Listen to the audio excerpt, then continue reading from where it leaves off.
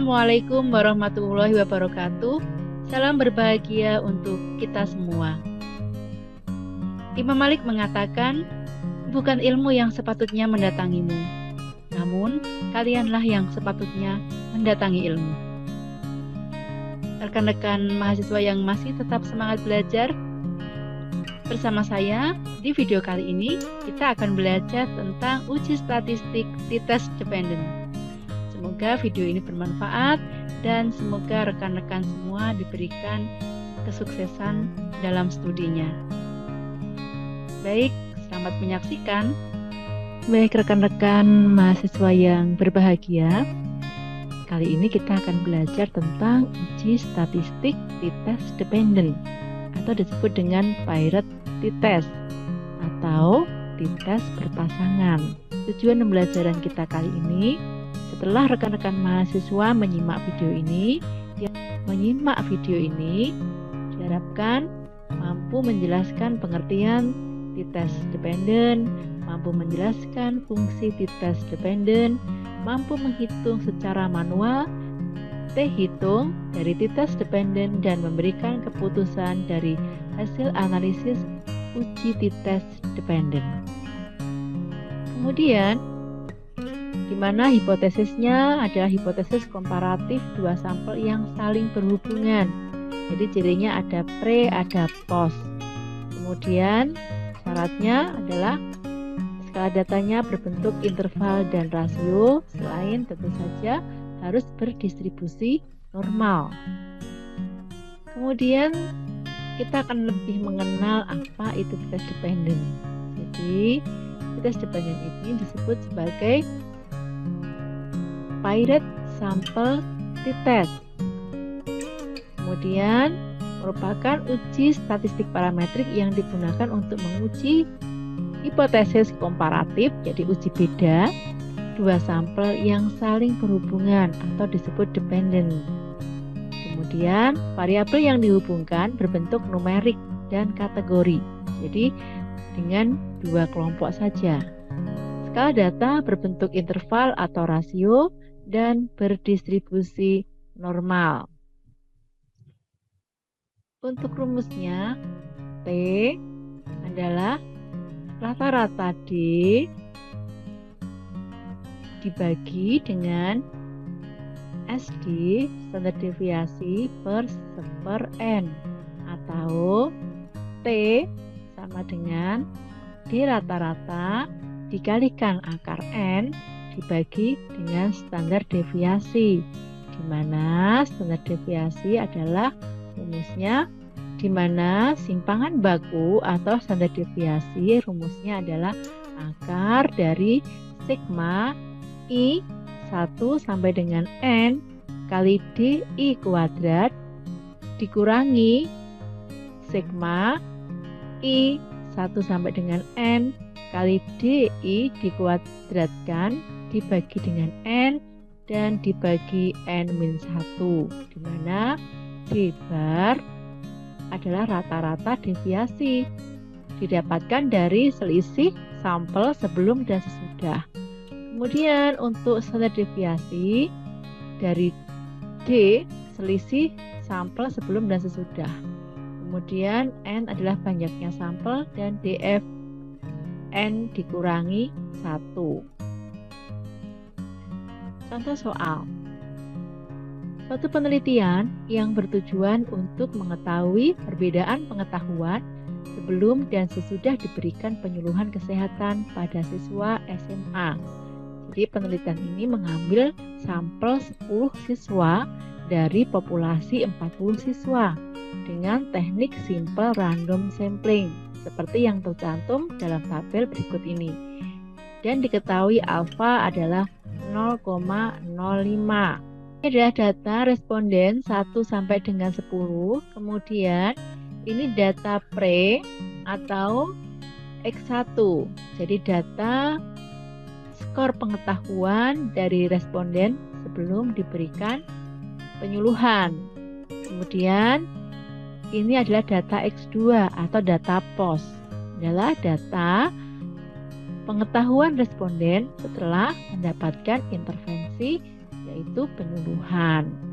Nah, nanti kita akan melihat apakah ada perbedaan pengetahuan sebelum dan sesudah diberikan penyuluhan. Jadi angka ini memang berbeda, namun perbedaan ini harus dibuktikan secara statistik. Apakah perbedaannya bermakna atau langkah-langkah seperti uji statistik yang lain? Ada 5 langkah, yakni yang pertama kita akan menentukan hipotesis. Kemudian kita akan menentukan taraf signifikansi. Biasanya kita menetapkan alfa 0,05. Kemudian kita menentukan degree of freedom atau DF. Ini untuk melihat hasil dari tabel kita berapa yang akan kita bandingkan dengan hasil T hitung. Kemudian melakukan perhitungan dan menarik suatu kesimpulan. Nah, ini adalah langkah-langkah dari uji statistik.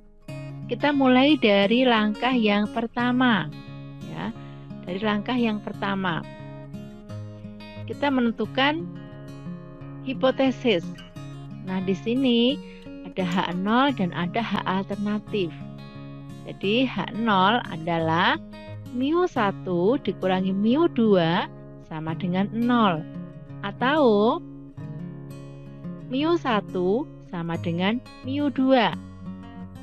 Ini kalau kita masukkan ke dalam kalimat hipotesis adalah H0 tidak terdapat perbedaan pengetahuan sebelum dan sesudah diberikan penyuluhan pada siswa SMA. Selanjutnya untuk HA atau H alternatif adalah μ1 dikurangi μ2 tidak sama dengan 0 atau μ1 tidak sama dengan μ2. Ini jika kita tuangkan dalam kalimat hipotesis, maka HA terdapat perbedaan pengetahuan sebelum dan sesudah diberikan penyuluhan pada siswa SMA. Kita akan menentukan taraf signifikansi. Taraf signifikansi atau alfa lebih kecil, semakin kecil, maka penelitian akan semakin teliti. Nah, dalam penelitian kesehatan biasanya digunakan alfa adalah 0,05. Baik, ini kita akan menentukan tabelnya. Ya. Jadi degree of freedom atau derajat kebebasan ini rumusnya adalah N-1. Jadi jumlah responden kita tadi 10 dikurangi 1, jadi DF-nya adalah 9. Selanjutnya untuk menentukan tabel, di sini DF atau DK, kalau DK itu derajat kebebasan, sama ya, kalau di dalam bahasa Inggris adalah degree of freedom. DF-nya 9, ketemu. Kemudian tadi kita sudah menetapkan bahwa alfanya tadi adalah 0,05, DF-nya 9. Maka T tabel adalah garis pertemuan antara alfa dengan DK. Jadi ketemulah 2,262. Langkah yang keempat, kita akan melakukan perhitungan T hitung. Jadi kita memiliki 10 responden. Kemudian ini adalah data pre-test, data sebelum diberikan penyuluhan. Kemudian ini adalah data post-test atau X2, data pengetahuan setelah diberikan penyuluhan. Kemudian kita akan memasukkan ke dalam rumus standar deviasi tadi untuk mencari T. Karena besarnya T ini rumusnya kan T sama dengan D rata-rata dikalikan sigma N dibagi dengan SD. Jadi kita harus mencari SD. SD rumusnya adalah sigma. SD rumusnya adalah akar sigma I 1 sampai dengan N D kuadrat dikurangi dengan sigma I 1 sampai dengan N DI dikuadratkan dibagi dengan N. Kemudian dibagi lagi dengan N-1. Jadi SD sama dengan sigma, I sama dengan N kali D kuadrat tadi ketemu. Ini di total semuanya. Ketemulah 7.105. Kemudian dikurangi sigma I 1 sampai dengan N D dikuadratkan. Nah, ini ketemulah sigmanya adalah 261 kuadrat dibagi dengan 10. Dibagi lagi N-1. Tadi N-nya ada 10.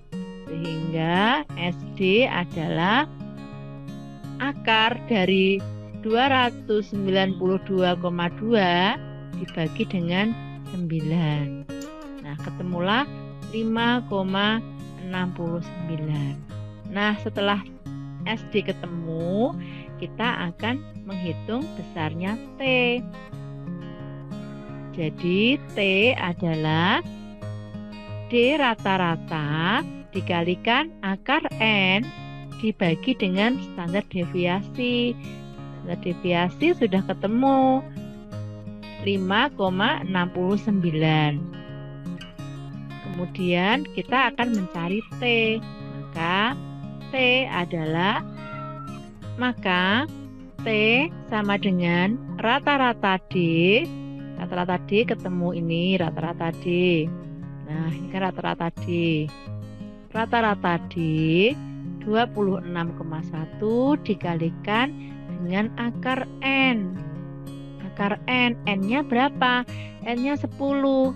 Akar dari 10 3,16 dibagi dengan SD tadi 5,69, sehingga ketemulah T hitung adalah 14,49. Nah, selanjutnya langkah yang terakhir adalah menarik kesimpulan. Untuk wilayah kritisnya, jika T hitung positif, maka penolakan H0 jika T hitung lebih besar dari T tabel. Namun jika hasil T hitung negatif, penolakan H0 jika T hitung kurang dari T tabel. Nah, T hitung tadi sudah kita dapatkan 14, Nah, T hitung tadi sudah kita dapatkan adalah 14,49. Kemudian T tabel tadi juga sudah kita cari, ketemu 2,26.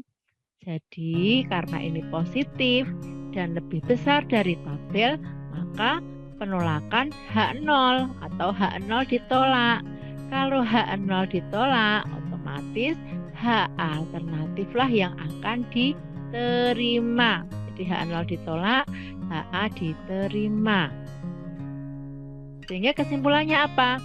Terdapat perbedaan yang signifikan pengetahuan sebelum dan sesudah diberikan penyuluhan pada siswa SMA. Ya, jadi ini dianggap masuk dalam wilayah penolakan H0 jika T-nya positif ini lebih besar dari tabel. Tabelnya 2,262. Kalau hasilnya negatif, jika lebih kecil sana dari minus 2,262, maka dianggap di daerah yang penolakan H0. Kalau H0 ditolak, maka HA diterima. Artinya apa? Terdapat perbedaan yang signifikan pengetahuan sebelum dan sesudah.